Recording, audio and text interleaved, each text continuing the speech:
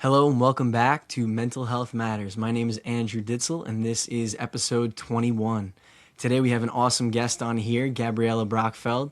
She is going to share some of her story about being a mother and her path to becoming a psychotherapist, which I'm very excited for today. We'll be right back after this.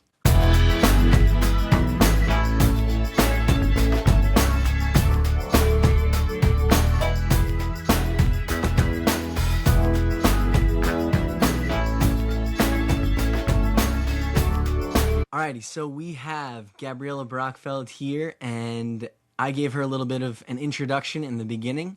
I'm going to give the floor to her to let her tell us a little bit about herself. So Gabriella, give us a little background about you. So I am 25 years old, graduated from Oswego High School. I initially started my freshman year of college at Nassau. I dropped out after my second semester, and I got into a relationship, and I ended up getting pregnant with my daughter. I was 20 years old, had her by 21, and I just didn't feel complete. I didn't feel like I was showing a great example, that I didn't have anything to show for myself. So I Googled online college, applied to the first one. It was University of Phoenix, which you see the ads everywhere. Yeah. I essentially failed out my second semester at Nassau, so I really had like 3.5 years left of college to do. Okay. Don't ask me how. I managed to get it done in a year and a half. Wow. Got my bachelor's, and I felt really great about it because I felt like I was doing all of this for a purpose. So when my daughter is 15, 16 years old and is like, I don't know if I want to go to college, I'm going to tell her that, what I did at 21 years old and, with the baby, just to set that example. Yes. Things come up in life. Life's not easy, but it's so important as a parent, I feel, to set that example that you can persevere and go through hard things, and it's a journey. So through that time, I discovered my love for the mental health field, wanting to help others. I think it's a field that, you kind of go through yourself, and then you come out and you're like, wow, I really want to help others. You feel like you have a lot to give. So I applied to Hofstra's clinical mental health program, and I got in, I started, and now I'm a second year. Awesome. That's great. Couple of takeaways from what you're saying there. I think it's huge, and really my experience with the podcast and why I started this was my own experiences with mental health. And I feel like it's a great field to get into, and knowing about those experiences, I think helps support helping other people with those experiences, whatever they might be. Exactly. So that's awesome. And awesome that you're leaving a good example for your daughter. I think that's great. Thank you. And that's a great thing. Like you said, you get older and she gets older, and you're like, look what I did. This is something that you could follow after. So not only, really just leading by example and being a good role model. I think that's great. Yeah. Especially in motherhood. So we kind of touched on it a little bit. What truly inspired you to be a psychotherapist, or to be on the journey to become a psychotherapist? So it was kind of a 50-50 thing. I knew I was capable of helping others. I thought that I did have such a vast life experience as young as I am, that I could find myself relating to clients and meeting them where they are, because I've been in their shoes. Right. And I think that's a huge part of, being a therapist. Clients want to feel like you understand them. They just don't want to talk and feel like you're not listening and whatnot. So that was half of it. And then the other half was social media. I was just seeing so many young kids thinking they have all these things wrong with them because they would see a 10-second TikTok being like, oh, if you can't fall asleep without your room clean, you have OCD. And then you have all these young, adolescents commenting like, oh my gosh, I definitely have this. A huge thing I've seen it with is autism. That is scary to me. Like, how do you have a generation of kids self-diagnosing themselves as autistic? Yeah. That's a problem. Yeah. So I just felt like more for the psychoeducation piece, just like learning what there is to know and being able to bring that into session. At the end of the day, you don't, as a client or as a therapist, you don't want to feel like something's wrong with you, and you don't want to make someone feel like there's something wrong with them. Right. So I felt both of those were important, and that's what made me want to follow the path. I think those are two great, you're saying 50-50, kind of two reasons to get into the field. I think those are great reasons. And I think it says a lot about you wanting to help people. And like you said, you've been through it, so you can help somebody who's going through it. And I know from my own personal experience going to therapy, nobody wants a therapist who's like telling them what to do or how to live. They want to be able to relate with someone that knows their struggles. So that's awesome. And we're going to get to the second part in a little bit, talking about some internet diagnosis. Yes. But before we get there, I want to ask you how being a mother has shaped your view on mental health. This is obviously a touchy one for me, right? Because I've experienced, both being a mother and the mental health aspect to that. So I felt like since becoming a mom, I've witnessed the under caretaking of new moms. And it doesn't matter whether it's having your first child, second, or third. What a woman's body goes through after giving birth is the most intense, rapid change the body will ever experience. I mean, you're talking about hormones just depleting within 24 hours. I mean, the initial process starts as soon as that baby comes out and that placenta is out and cord is cut. So, and you could read anywhere what, even on a semi, gradual scale, what hormonal changes does to a woman's body. I mean, they break out, periods are off, and, we're bloated, we have, whatever. So if you can imagine on such a larger scale what that does to the mental, it's a lot. And that's why you do have things like postpartum anxiety, postpartum depression, postpartum psychosis. We were talking about a case study the other day in class. I don't remember her name, but it was a nationally, known case because she had 2 kids. They decided they wanted a third, or they might have had 3, decided they wanted a fourth, whatever. They had multiple kids, and she was on an antidepressant. Her and her husband just decided, within themselves that she was just going to come off of it because you can't be on certain medications while you're pregnant. So she did that, got pregnant, had the baby, and developed postpartum psychosis. And she drowned all of her children. Oh my gosh. Yep. Called the husband after, told him what she did and to just come home. And she is serving the rest of her life in a psychiatric hospital. Holy cow. Yeah. That's actually like a scary movie. It is a scary movie, but what's scarier is that no doctor, obviously you have a prescriber, right? You can't just walk into CVS and get an antidepressant. So at what point was she not questioned? Or even if she was, why didn't someone say like, oh, hey, that's not a great idea, or we need to evaluate whether, you're in a safe space to come off of these. Right. And it's funny because I was I was reading this thing the other night about how, before you have children, go to the doctor, get a physical, and, make sure all these things are in check. But it wasn't listed anything about the mental. Right. And I was on my way here, I'm like thinking about like, why isn't that a thing? Like, you need to make sure like you are in a good headspace because you are going through changes. Forget, physically within the body, but also outside the body. You grow a bump, you might get stretch marks, your boobs grow, like, and these are things you have to be okay with. You can't change them. And, I gave birth, I did the thing, and 6 weeks, you go for your checkup, and my doctor asked me, like, how are you doing? And I just started crying. I was in the newborn trenches. My fiance at the time was, working full time. And, I had the help around me. I mean, I could have called anyone in any moment, and they would have been there to help me. Right. But, again, when you're postpartum, like, you are so just in your own headspace, and this isn't everyone's experience, but, especially when it's like your first time, I think it's just such an experience. You don't know how you're going to react. And it's like, I didn't want to feel weak asking for help. I felt like this is just something mothers do. And I have to do it. And I was so sleep deprived, and so I just cried, and she's like, oh, it's okay. Like, these are just baby blues. It'll go away. Did she call me a week after to see if it went away? 2 weeks after? A month after? No. And I suffered in silence because the one time I tried to open up, to a medical doctor, and I was just, oh, this is normal. There's nothing normal, and they don't check up on you. So I think there has to be more changes, and I think in order to avoid tragedies like that mother, mental health is a huge part, both preterm and postterm. That is huge, and I'm still thinking about the story that you just shared with this mom that killed all of her children, and it's directly correlated with what she was going through mentally. Yep. It is crazy. And it's like,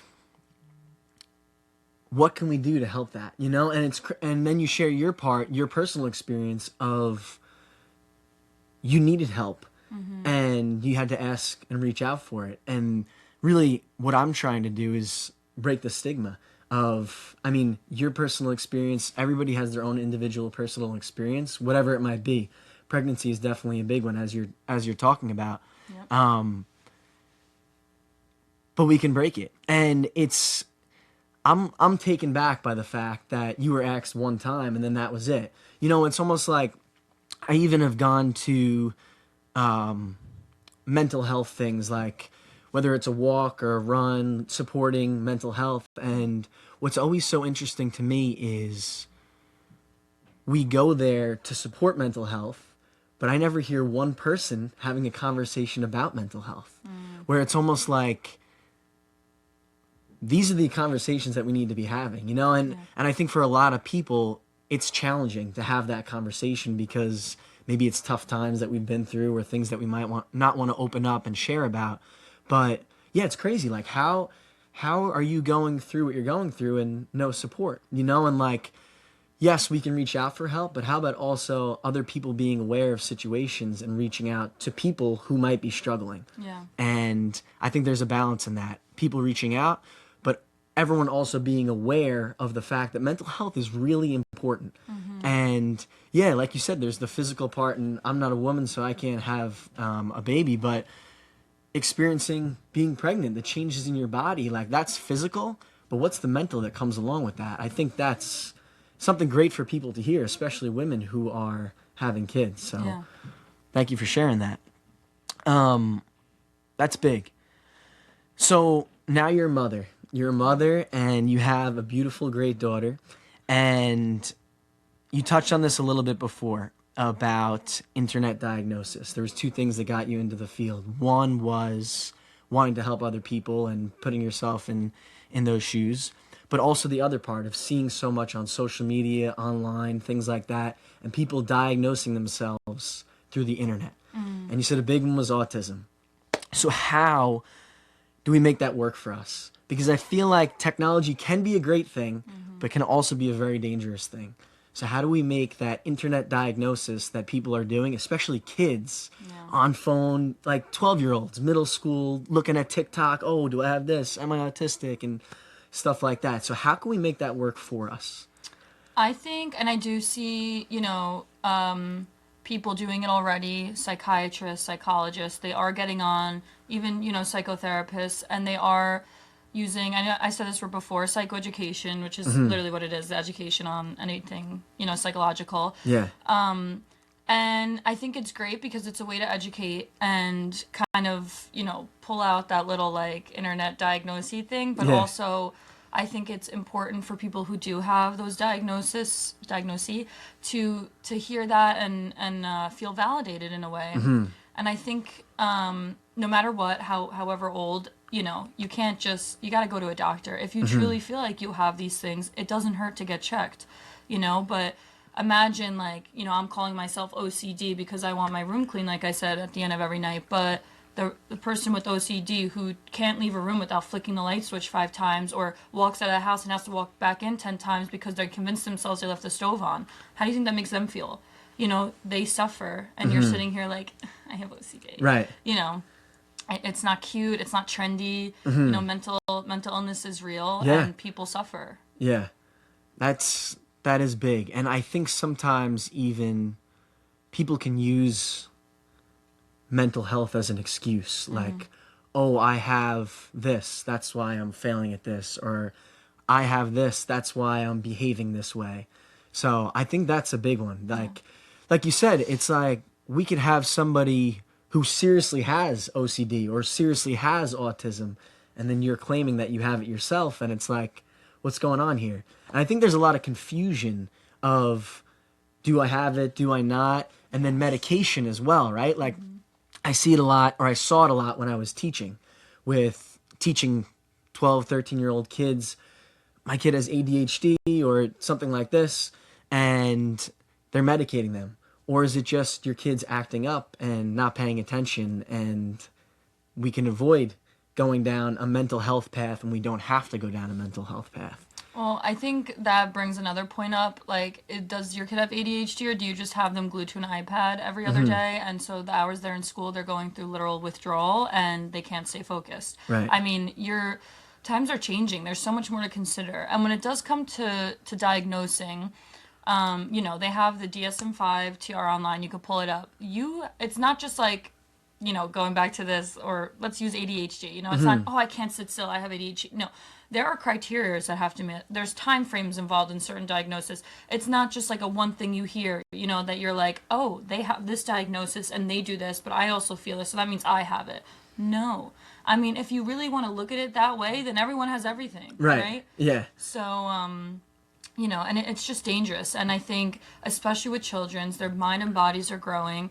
I think advocating for your child is one thing, but seeking a diagnosis is a real thing, and it's another thing, Right. I think technology is definitely playing a role in the temperaments of young kids. I mean, I hear it from teachers, I hear it from friends who are teachers, and it's sad. And it very well could cause ADHD, but, if you remove the stimuli, right, and you give it a week or two, you'll see a change in them.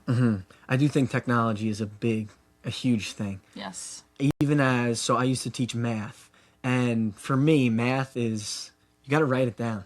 You got to write it down to learn it, remember it, repetitions, doing the math. Yep. And a lot of what's happening in school is math is being done online. And notes are being taken on whatever it might be, iPad, laptop, and it's like, how is this happening? And it's hurting that focus and increasing the opportunity for children to not be paying attention. Yeah. And it's like, all right, you want to call that ADHD, or you want to just call it a 12, 13-year-old being a kid? They're on technology. What do you think they're going to do? Type of deal. So I do think technology is a big thing. And my whole journey with teaching was, I was in it for 5 years, and I started just after COVID. So that whole experience, I think, really just introduced technology to a whole different level. Yeah. And I think that's where a lot of these diagnoses are coming in with all the technology that we're seeing. You'd probably see it a lot more than me with all different diagnoses. But what do you feel like is the most common right now that is occurring? So obviously I'm not practicing yet, but I would say ADHD is huge, and autism. Yeah. Okay. I can definitely see the ADHD big time. And autism, do you feel like a lot of the diagnosis, and again, you're not in the field yet, you're in practice to getting there, but do you feel like autism is always diagnosed accurately? Might be a loaded question. It is a loaded question. I'm not trying, who am I to discredit doctors? Yeah, yeah. I think that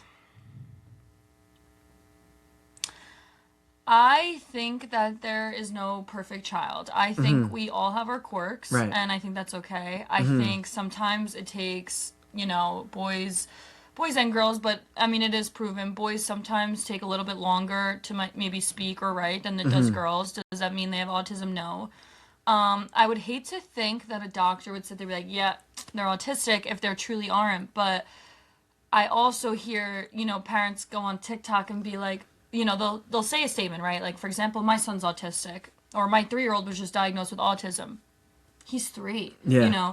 And listen, there are levels to it, but I'll also see them, like, for example, comments, right? And they'll be like, what were his symptoms? Because you have, and I was no different. I would be freaking out too, because, 2, 3 years old, they're at an age where some aren't talking, so it's like, how do you know? So, Right. and then they'll say things like, well, he's not really talking great, or he doesn't like to play with others. It would be things like I was experiencing with my daughter. And I remember being so scared, and I actually brought her to a play therapist, and I was talking to the play therapist, and when they ask for your concerns, I'm like, she cries, like, she can't meet new people, she is so shy. She'd literally cry if she's meeting you for the first time, like, hide her face, cry. And it made it so hard. I couldn't have anyone really help me with her unless it was my mom. I mean, even family members, she just would not have it. And there were some behavioral things that one could look at and be like, that's behavior of autism. You know, she would get herself so worked up, screaming, crying, hitting herself. She could not calm. There was no self-regulation. And again, though, that's a skill they could learn maybe a little bit later into toddlerhood. But I'd compare her to other kids her age and be like, well, they don't do that, so why is mine doing that? And that's what I mean when I say, you know, with the autism diagnosis. I think it could be a little bit controversial. Yes. I don't want to discredit anyone whose child has autism. Like I said, there are levels to it. People, you know, you may meet and they could tell you they have autism and you'll never believe it because it's like you are so high functioning, you know? I think growing up, our version of autism was a lot different than what they, you know, count today. And I think depending on who you ask, they think it's a great thing, and depending on who you ask, they think it's not so great. You know. So I guess that really is why it's such a loaded question, because it almost becomes opinionated to some point. It does, yes. Of what is autism, or what's the degree or level. And I think that's a really good point you make.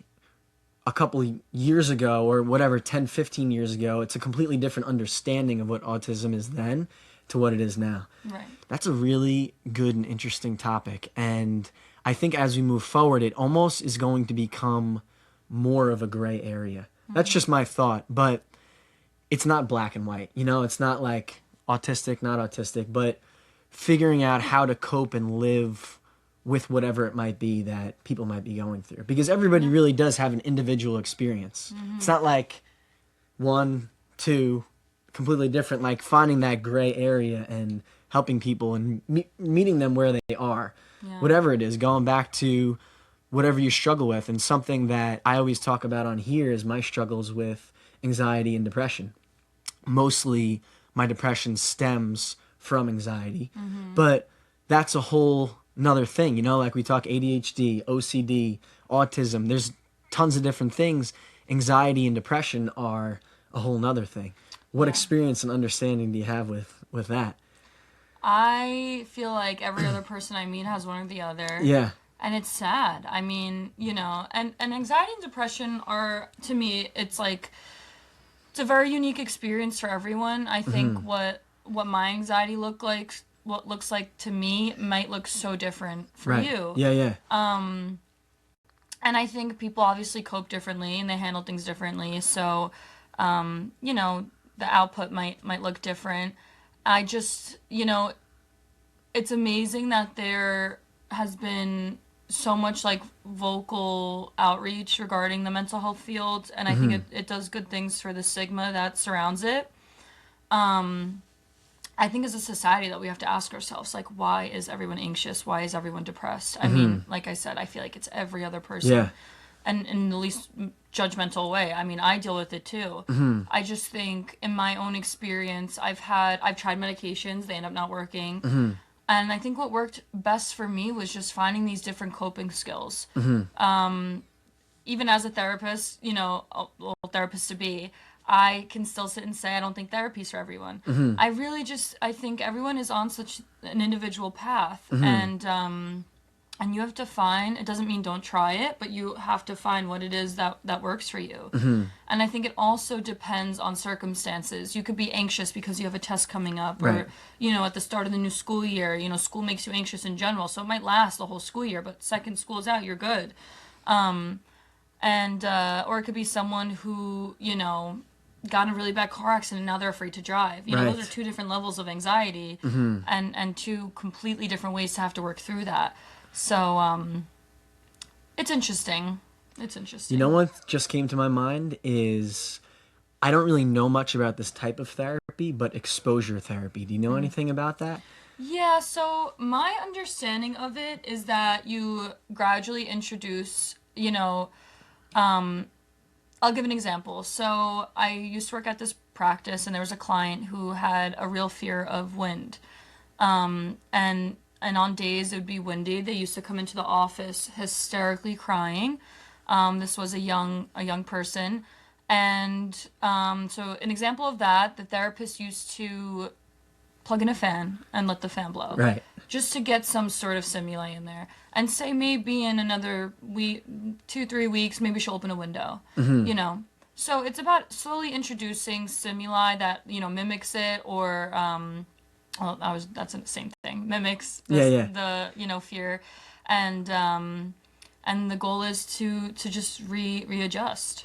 I think about the example you said with a car crash. That's what brought up the thought for exposure, and like, how do you then get someone back into the car that had a terrible car crash, or maybe a family member who, you know, they were in a car crash and they lost somebody in that crash when they were driving or something like that. But I think on a smaller, I shouldn't say smaller because every circumstance has its own value.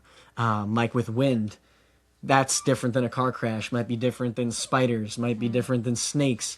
But you're saying with wind, and that example is slowly introducing these things back into somebody's life. Right. However it might be. Yeah. And I think that's really good. And I was talking to somebody recently just about growth in general and how it's very easy to want to say, just be driving that car ready and being where you are. Or even if you're like an addict to something and you're addicted to a drug and just like going cold turkey and having that, and how powerful doing things in increments can be. And I feel like almost in a way that's a little bit of exposure, like what you're saying, first the fan, then the window, then maybe we step outside, something like that. So I think exposure therapy could be really good.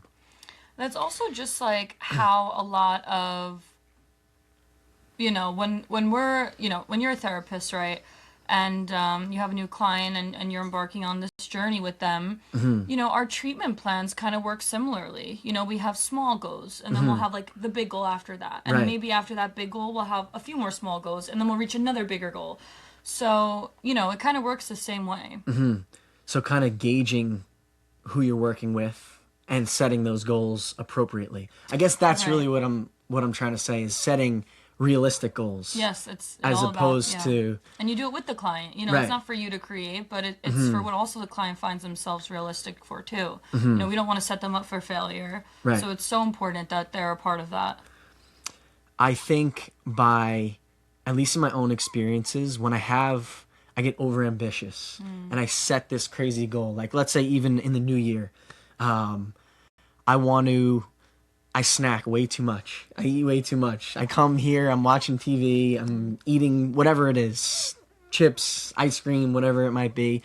And for me to just be like doing that 7 days a week to then doing that 0 days a week, I get discouraged because I'm like, I can't do this. I'm frustrated. I can't do it. But having those gradual goals of maybe, all right, let's start with 2-3 days a week and then slowly getting to where we need to be. Yep. So Absolutely. that's something. So I feel like coping skills sound like a huge part that help you out. Something that I wanted to ask you was about emotional regulation. And emotional regulation is a big thing that I've talked about in prior episodes as well. I just did, the past 3 episodes were social, emotional, and psychological well-being. And falling under that a lot is emotional regulation, how you regulate yourself emotionally. Could you tell us a little bit about that, whether it's your personal experience, how you think it would be good for kids, clients, anybody who is trying to regulate themselves? Right. So emotional regulation is actually something that us humans, we learn from a very young age, but it's something that also has to be fostered. So it's super important that, you know, as a young child, and if you have a young child, that you're encouraging them to work through their feelings. You shouldn't dismiss them.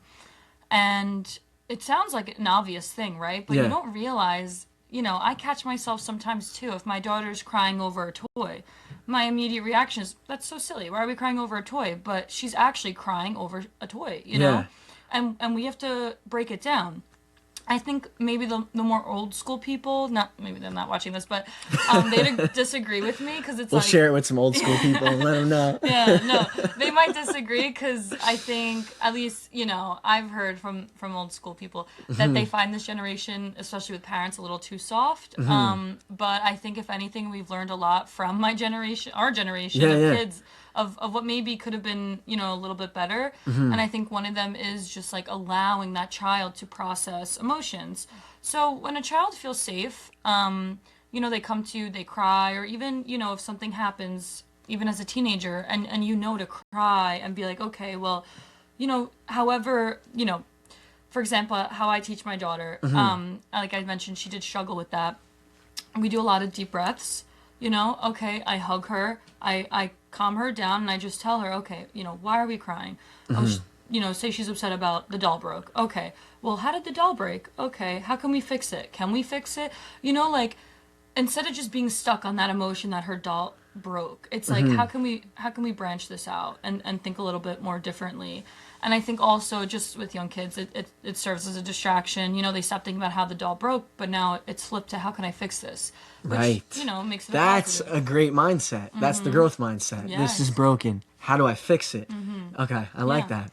So, and I think, and then so they get that as a young child, and then when they get older, they process the same way. They know how to self-regulate. They're not going to sit there hyperventilating a corner because they were safe to express their emotions, and they also were taught a thought process to follow it. This is not backed by science. This is my thought process. Yeah, that's what the podcast is all about. No, I always say it too. Yeah, don't listen to me. Yeah.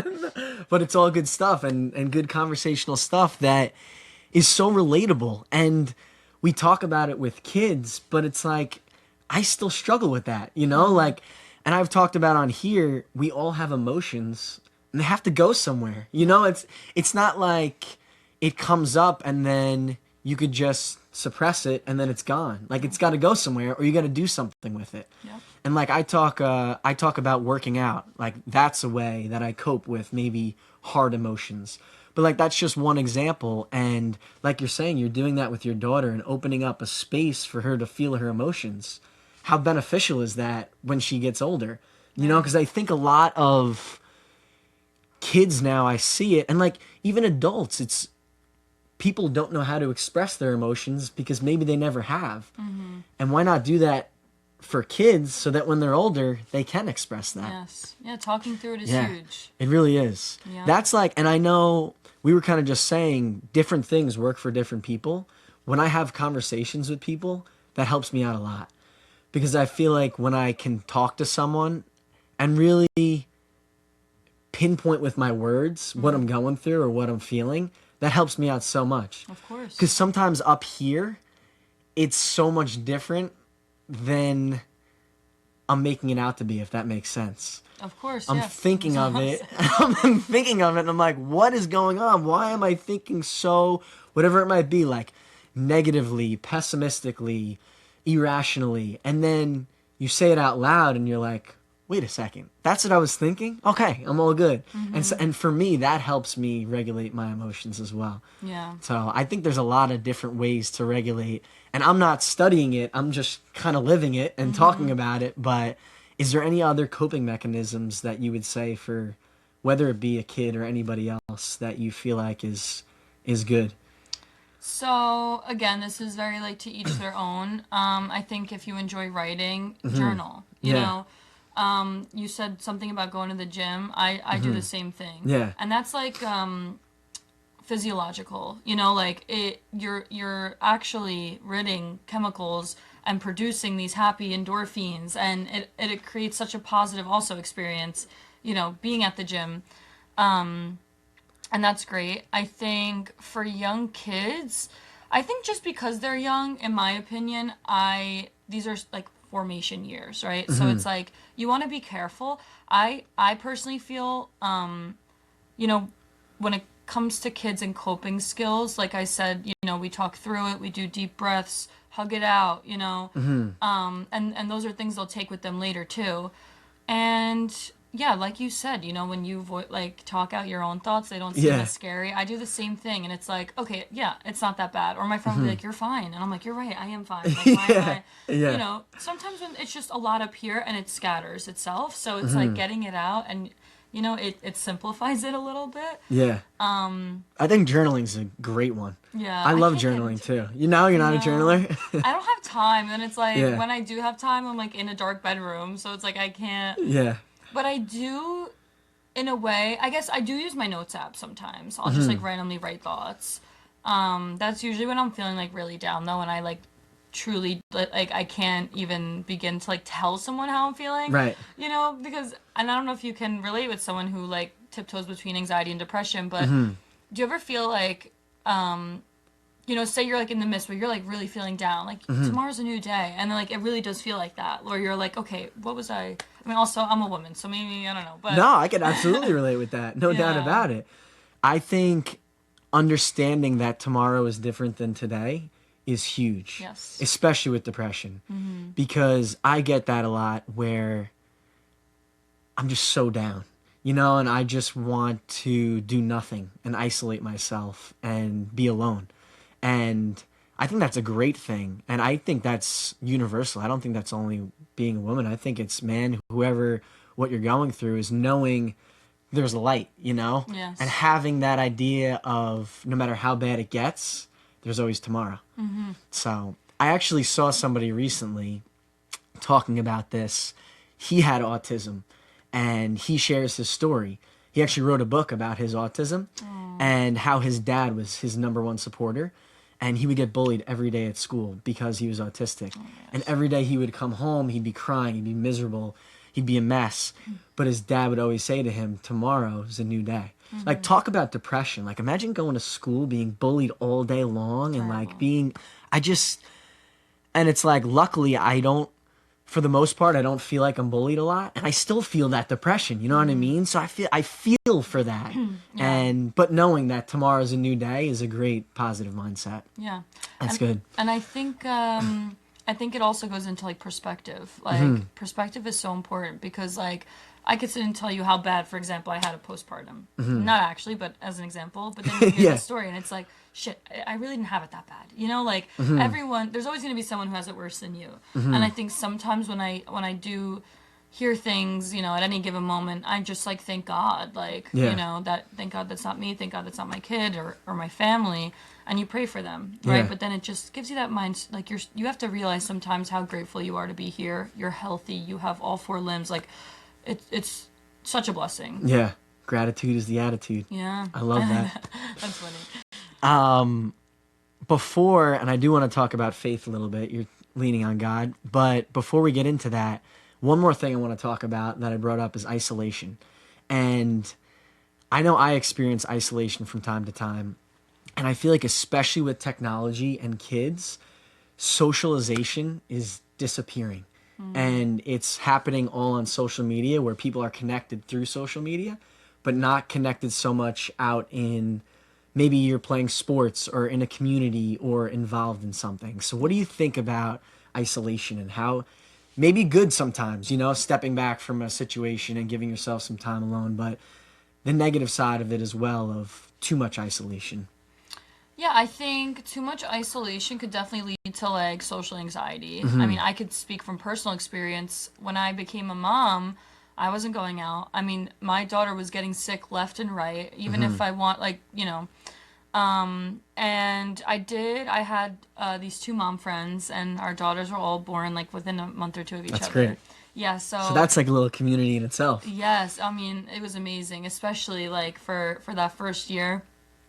They helped me with a lot, and so we did have that. But for me personally, I didn't realize until probably it was like two tiptoeing 3 years later, when I don't know if it was my mom or aunt. They're like, you need to go out, Yeah. like you don't go out, and I'm like, you're right, like let me go out with the girls one night, Yeah. and I didn't know how to act. Like, I feel like I struggled so much. Like, I feel like I couldn't make eye contact with anyone. I was afraid to talk to everyone. And I was someone, in high school, I could walk into any room. I did not care. Like, whether it was I was embarrassing myself or what, I just didn't care. Like, I was so social. I would talk to a wall, like, so to go from that to now this person who, like, can't communicate in person with people, it was so hard for me. And then, then going into grad school was like a whole different ball game because I hadn't been in in-person school since I graduated high school in 2018. Wow. Yeah. And Wow, I give you credit going back like that. oh That's my great. gosh, it was tough. And the toughest part was the social aspect. Yeah. Like, I remember I became really close with this one girl, and I was like, I would text her and be like, am I overthinking this? Like, like, da da da and da da da. And she'd be like, you're fine, don't worry, don't worry. Like, and there were instances where I was seeking support Yeah. because I hadn't dealt with these situations since I was in high school. And I'm like, what the heck is going on? Like, I'm a whole mother. Like, leave me alone. Yeah. And I struggled so much because, and I would even I would email, and it would lead to a phone call. One of my professors, who I developed a really great relationship with, and I was like, I need help. Like, I don't know how to go about this. Like, and it gave me a lot of anxiety. Yeah. But I will say though, I probably I feel like re-socialized in the last year and a half, and I feel like I'm doing really great. well. And you're coming on here doing this, I know. which is awesome. I know. I was like all excited. Whatever. As I'm walking up, I'm like, okay, armpits are sweating. Like, maybe I should. It's me every episode. I know, you feel so good. But yeah, and I think and that is the downside to social isolation. Like, it does, I think, cause a lot of issues. You forget how to socialize. You forget what it is to have a conversation in person. Reading real expressions and emotions and body language. I mean, that is so important. Yeah. So yeah, and with kids, I think it is, and okay, listen. People, I think, say, like, when you have a kid, right? They're like, by 2 years old, like, oh, put them in preschool, like, they need to socialize, especially if they don't have other siblings. I just don't. Okay, I get if it's like an hour or two, like maybe twice a week, but like a full blown, and I'm not like hating on moms that have no choice and have to put their kids in like a daycare preschool situation. Right. But I don't think it's necessary. I think real, psychiatrists and psychologists have backed this, the idea that it is not necessary. Once they're 3, 4, yes, okay. But like 1, 2, even 3 years old, is it really that necessary? But I don't think so. I think they're still forming their relationships and still understanding like life, to their own degree. I don't think, socializing them so early, it's great, but it's also not necessary. Right. And Day has been in school. She did go when she was 3. I think if she didn't have the issues she was having socially, I probably could have kept her home another year. But because of what was going on, like me, her dad, doctor, everyone felt like this would be good for her. And it was. I mean, she, 360. So ultimately it was best. Awesome. I'm happy for her. Thank you. That's great. I want to touch on and share something about myself that I really haven't talked about in this podcast, but it's something that relates to what you're saying with social anxiety. And I felt the same way. I always felt like I was super extroverted. I could talk to anybody. And I did an episode, actually the social episode was about extroversion versus introversion. And balancing that, like isolation can be dangerous, but it's like a balance. It's good to socialize and it's good to have time to yourself as well. Yeah. Adult, kid, whoever you might be. But a big thing for me was drinking. And I drank too much for a long time. And then stepping away from that and then putting myself back in social situations, it was so weird for me. And still is a little bit, where it's like socializing without the alcohol. So that was a big adjustment socially, and I'm still growing with that, but I'm starting to feel like okay with it, and it's like, this is now who I am, and this is how I go about things, and it's becoming more comfortable. And it's kind of cool because when you were talking about, you said the last year and a half, you're getting back into socializing and stuff like that. I feel like for the past year, for me, I've been isolated much more than I ever have been in my life, and slowly getting back into it, but almost like a new version of myself, if that makes sense. So I can relate. You're not alone with that. So yeah. And listen, with the alcohol thing, I also think that's like a really normal response. Like, you're two different personalities when you're drunk, and right. that's how it is, Yeah. So that makes sense. Yeah. It's an adjustment. Definitely. So that's good. So to close out, you talked about being grateful and just thanking God. I try to talk about my faith every single episode at the end of the episode. When you've been through hard times, or even when you're going through good times, how has faith played a role in your life? Faith is everything to me. I think faith is like the basis of whatever religion you believe in. I mean, you believe in it, right? That's what faith is. I think if it weren't for my faith, I think I would be messed up in under some bridge somewhere, right? Like I'd be sitting right down with you.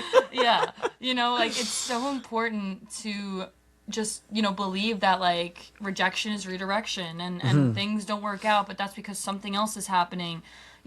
People who don't have faith and don't have a relationship with God, they look at you like you're crazy. I think sometimes people ask for my advice and they hate my advice because it's faith-based, and I follow that, and I think God has never left me without anything, and there were definitely times I could have been without, and he never did that. And faith for me, like it just shows up in every piece of my life. I think my grandma laid a great foundation as far as our exposure to religion goes, from my mom and her siblings to now us and my daughter. I mean, at 3 years old, she was saying grace. She knows how to do the sign of the cross. Love that. Yeah, I mean, like, awesome. And not that I wouldn't have taught her, but I would never think she would understand. But, like, my grandma, the way she just... And that is something, like, my daughter knows about Jesus, and, like, it's so amazing. So great. Yeah, and, she's trying to learn the idea of heaven, and, I mean, like I said, I don't know where I would be without my faith in God, and I think it works both ways. You can't not believe and expect him to show up for you. And yeah, it's been a journey. In high school, my mom had us in church every Sunday. I mean, even before high school, since we were kids. My grandpa, her father, passed away in 2018. And I think it sent everyone in a riff. Not just me, but, my uncle and their family too.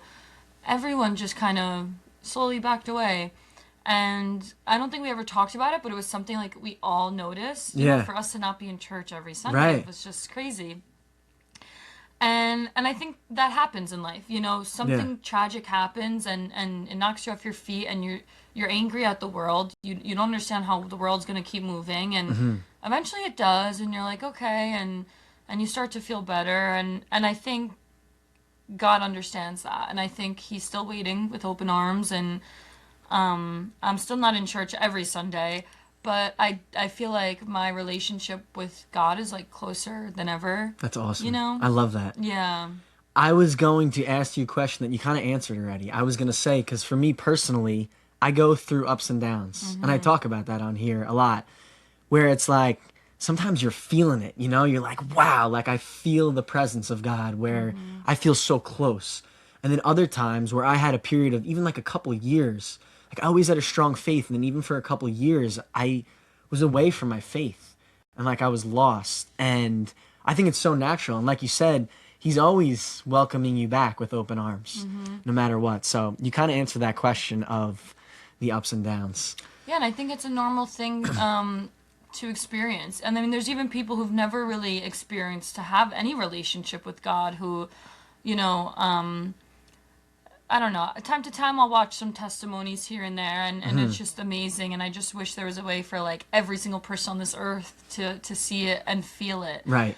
And well, that's it. Just feeling it, like, because once you feel it, it's like it's real. You know. I'm not gonna get into exactly what I was watching for the sake of today's political climate, but something happened a few months ago, and I was watching a video. This video was like about, it was in relation to what had happened. I've never actually felt the Holy Spirit like through a phone before. Even like thinking about it, I could cry, like, and that's what it is, like when it moves through you, like you literally are like, I can't breathe, but yeah, and I think if everyone could experience it and stick with it or go back to it, like you would just live such a more like peaceful life, knowing that you're taken care of. And yeah, that's beautiful. I love it. Thank you so much, of course, for everything you shared today. Yeah, I knew this was going to be a great episode, but I think it blasted through the expectations. Aww, we touched everything, so this was good. Guys, as always, thanks for tuning in. We had a great guest here today with Gabriella Brachfeld sharing her experiences, things she's gone through, and wish you luck on your journey going Thank forward you. with psychotherapy, Yeah. your daughter. I'm super happy for your daughter. Thank you. And you and your relationship with her. So good things ahead. Thank you. Guys, whatever you are going through, whether you're going through a pregnancy, whether you have anxiety, depression, whatever it is that you might be struggling with, or just going through in life, regular, everyday experiences, know that you are not alone and that your mental health matters. Thank you guys for tuning in to episode 21. We will see you next time.